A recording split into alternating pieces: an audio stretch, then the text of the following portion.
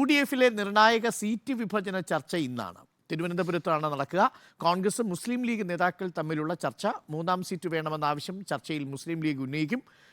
Kerala Congress Joseph RSP നേതൃത്വവുമായുള്ള ചർച്ചകൾ നേരത്തെ പൂർത്തിയായി. ഒരാഴ്ചയ്ക്കുള്ളിൽ സീറ്റ് വിഭജനം പൂർത്തിയാക്കാനാണ് UDF നേതൃത്വം ലക്ഷ്യമിടുന്നത്. റോഷിപാൽ ചേരുന്നുണ്ട്. Roshipal, good morning.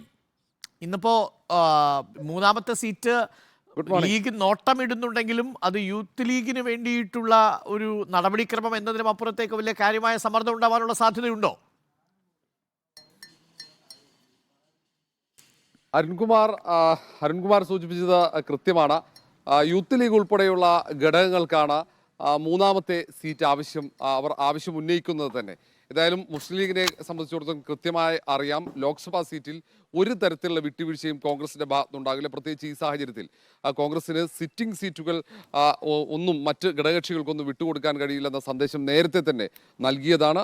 പക്ഷേ എങ്കിൽ പോലും തങ്ങൾക്ക് മൂന്നാം സീറ്റിൽ അവകാശവാദം ഉന്നയിക്കാൻ കഴിയും എന്ന് മുസ്ലിം ലീഗ് നേതൃത്വത്തെ അറിയിക്കുന്നു. അത്രമാത്രം അത് വളരെ ശക്തമായി ഉന്നയിക്കാനുള്ളൊരു സാധ്യതയൊന്നുമില്ല. എന്നാൽ പോലും ഇന്നത്തെ ഉഭയകക്ഷി ചർച്ചയിൽ മൂന്നാം സീറ്റ് ഉന്നയിക്കും.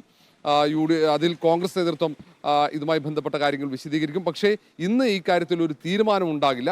പിന്നീട് അടുത്ത ദിവസങ്ങൾ വീണ്ടും യോഗം ചേർന്നാണ് ഒരു അന്തിമ തീരുമാനം കൈക്കൊള്ളുക. കാരണം കോൺഗ്രസ് ഈ കാര്യത്തിൽ പിന്നീട് കോൺഗ്രസ് ഒരു വിശദമായ ചർച്ച നടക്കും. ഇപ്പോൾ എല്ലാ കക്ഷികളുമായി പ്രാഥമിക ചർച്ചകൾ മാത്രമാണ് പൂർത്തീകരിച്ചത്. പക്ഷേ ഫെബ്രുവരി ആദ്യവാരം തന്നെ UDF-ലെ സീറ്റ് വിഭജന ചർച്ചകൾ പൂർത്തിയാക്കാൻ തന്നെയാണ് കോൺഗ്രസിന്റെ ലക്ഷ്യം. കാരണം 4-ാം തീയതി തൃശ്ശൂരിൽ കോൺഗ്രസിന്റെ സ്ഥാനാർത്ഥി നിർണയ ചർച്ചയുടെ പ്രാഥമിക ചർച്ചകൾ തുടങ്ങുകയാണ്. അതുകൊണ്ട് അതിനു മുമ്പ് തന്നെ ഈ കാര്യത്തിൽ ഒരു തീരുമാനമാക്കാനുള്ള ശ്രമം നേതൃത്വത്തിന്റെ ഭാഗത്തുനിന്നുണ്ടാകും. റോഷിപാൽ, കണ്ണൂർ സീറ്റാണ്, നമുക്ക് അഷ്കർ അലിയാണ് അടുത്ത വാർത്ത നൽകേണ്ടത്. കണ്ണൂർ സീറ്റിലാണ് ഇൻസിസ്റ്റ് ചെയ്യുന്നത് എന്നാണ് പറയുന്നത്. കണ്ണൂർ സീറ്റ് മുസ്ലിം ലീഗിന് ജയിക്കാനാകുമെന്നുള്ള പ്രതീക്ഷയും മുസ്ലിം ലീഗ് വെച്ച് പുലർത്തുന്നുണ്ട്. അപ്പോൾ എന്തുകൊണ്ട് കണ്ണൂർ സീറ്റ് മുസ്ലിം ലീഗ് ചോദിക്കുന്നു എന്ന് ചോദിച്ചാൽ സ്വാഭാവികമായി നമുക്കുള്ള മറുപടി, കണ്ണൂരിൽ ഇപ്പോൾ കോൺഗ്രസിനൊരു സ്ഥാനാർത്ഥിയില്ല. സുധാകരൻ KPCC അധ്യക്ഷൻ എന്നുള്ള നിലയിൽ കണ്ണൂരിൽ മത്സരിക്കാൻ സാധ്യതയില്ല എന്നുള്ളത് കൊണ്ടായിരിക്കാം ഒരുപക്ഷെ ആവശ്യപ്പെടുന്നത്. അതുപോലെ തന്നെ വയനാട് രാഹുൽ ഗാന്ധി മത്സരിക്കുന്നില്ലെങ്കിൽ അവിടെ ഒരു ഒഴിവ് വരുന്നുണ്ട്. വയനാട് കിട്ടിയാലും നല്ലത് എന്നുള്ളതാണ് ലീഗിൻ്റെ പ്രതീക്ഷ എന്നുള്ളതാണ്. അപ്പോൾ ഈ രണ്ട് സീറ്റുകൾ കേന്ദ്രീകരിച്ചാണ് ലീഗിൻ്റെ ആലോചനകൾ നീങ്ങുന്നത്.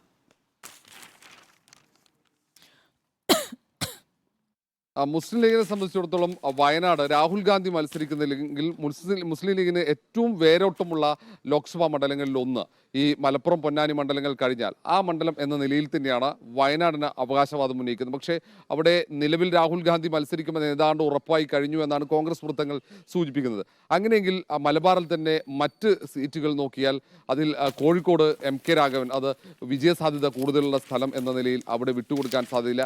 പിന്നീടുള്ളത് വടകരയും മറ്റൊന്ന് കണ്ണൂരുമാണ്. വടകരയിൽ മുരളീധരൻ തുടക്കം മുതൽ തന്നെ തനിക്ക് മത്സരിക്കാനുള്ള താല്പര്യക്കുറവ് നേതൃത്വത്തെ അറിയിച്ചതാണ്. അങ്ങനെ ഒരു സാഹചര്യത്തിലാണെങ്കിൽ വടകര അല്ലെങ്കിൽ കണ്ണൂരിൽ KPCC അധ്യക്ഷൻ മത്സരത്തിനില്ലെന്ന് നേരത്തെ വ്യക്തമാക്കി. KPCC അധ്യക്ഷന് മാത്രം ഇളവ് നൽകാൻ ഹൈക്കമാൻഡ് തീരുമാനിക്കുകയും ചെയ്തു. അങ്ങനെയെങ്കിൽ കണ്ണൂർ മണ്ഡലത്തിലേക്ക് കോൺഗ്രസ് സ്ഥാനാർത്ഥിയെ കണ്ടെത്തണം. നിലവിൽ കോൺഗ്രസിനെ സംബന്ധിച്ചിടത്തോളം സുധാകരന് തുല്യം വെക്കാൻ കഴിയുന്ന ഒരു സ്ഥാനാർത്ഥി ഇതുവരെ കണ്ടെത്താൻ കഴിഞ്ഞിട്ടില്ല. അവിടെ ഇപ്പോൾ ഉയർന്നു കേൾക്കുന്ന പേരുകൾ താരതമ്യേന KPCC ഭാരവാഹികൾ മാത്രം, അല്ലെങ്കിൽ അതിന് താഴോട്ടുള്ള നേതാക്കൾ. ഇപ്പോൾ സുധാകരൻ്റെ ഏറ്റവും വിശ്വസ്തനായ KPCC ഭാരവാഹിയായ K. ജയന്തിൻ്റെ പേരാണ് പ്രധാനമായും ഉയർന്നു കേൾക്കുന്നത്. മറ്റൊന്ന് മുൻ മന്ത്രി N. രാമകൃഷ്ണൻ്റെ മകൾ അമൃത രാമകൃഷ്ണൻ. ആ തരത്തിലുള്ള പേരുകളാണ് ഏറ്റവും പ്രധാനമായും കണ്ണൂരിൽ ഉയർന്നു കേൾക്കുന്നത്. കണ്ണൂരിന് അല്ലെങ്കിൽ മലബാറിനപ്പുറത്തേക്ക് മറ്റൊരാളെ അവിടേക്ക് ഇറക്കുമതി ചെയ്ത് വിജയിപ്പിക്കുക അത്ര എളുപ്പമല്ലെന്ന് നേതൃത്വത്തിനും അറിയാം. അതുകൊണ്ട് തന്നെ സുധാകരൻ ഒരു വട്ടം കൂടി കണ്ണൂരിൽ മത്സരിക്കണമെന്ന അഭ്യർത്ഥനയുമായി ചില നേതാക്കളെങ്കിലും അദ്ദേഹത്തെ സമീപിക്കുന്നു എന്ന വിവരങ്ങളുണ്ട്. പക്ഷേ കഴിഞ്ഞ തവണയും KPCC അധ്യക്ഷൻ തെരഞ്ഞെടുപ്പിൽ മത്സരിച്ചിരുന്നില്ല. മുല്ലപ്പള്ളി രാമചന്ദ്രൻ അധ്യക്ഷനായ ഘട്ടത്തിൽ മത്സരത്തിൽ നിന്നും മാറി നിന്നിരുന്നു. സമാനമായ സാഹചര്യം തന്നെ സുധാകരൻ ചൂണ്ടിക്കാണുന്നു. ഒപ്പം തന്നെ ഇപ്പോഴുള്ള ചികിത്സ ഈ തെരഞ്ഞെടുപ്പിൽ അത്രയും ദിവസം അവിടെ മണ്ഡലം കേന്ദ്രീകരിച്ച് പ്രവർത്തിക്കുന്നത് വ്യക്തമാണ്. അപ്പൊ കണ്ണൂരിൽ ആര് എന്നുള്ള കാര്യത്തിൽ കണ്ണൂർ ഒരു അനിശ്ചിതത്വത്തിൽ നിൽക്കുന്നത് കൊണ്ട് കണ്ണൂരിൽ പിടിക്കുകയാണ് ലീഗ് എന്നുള്ളതാണ് ഈ വാർത്ത. ആദ്യം തന്നെ റിപ്പോർട്ട് ചെയ്യുന്നത് അഷ്കർ ആയിരുന്നു.